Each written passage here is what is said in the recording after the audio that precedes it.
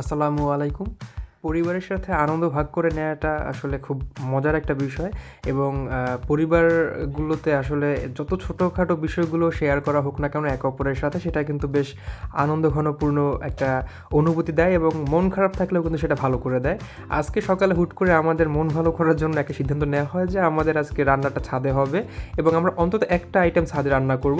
সেই চিন্তা থেকেই আজকে আমরা এই ছাতা দিয়ে আমাদের যে ইনস্ট্যান্ট রান্নাঘর সেটা আমরা তৈরি করছি এবং রান্নাঘরটা আমাদের মোটামুটি ওকে। রান্নাঘরের পরে আমাদের যে রান্নার সরঞ্জামগুলো সেগুলো একটা একটা করে আনা হচ্ছিল এবং রান্নার সরঞ্জাম ছাড়া তো আসলে রান্না করা সম্ভব না।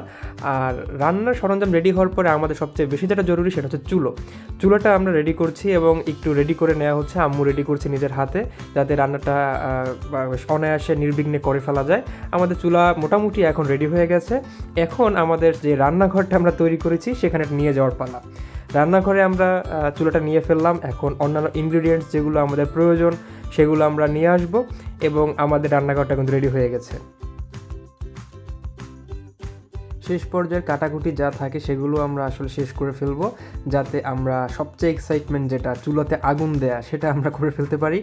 যদিও খুব সোজা একটা বিষয়, প্রতিদিনই আসলে চুলায় আগুন দেওয়া হচ্ছে বা গ্যাসের চুলো জ্বালানো হচ্ছে বা রাইস কুকারে রান্না করা হচ্ছে, কিন্তু এই ছাদে সবাই একসাথে এসে চুলায় আগুন দেওয়ার যে মুহূর্তটা এটা আসলে কোনো ভাষাতেই আসলে বর্ণনা করা সম্ভব না।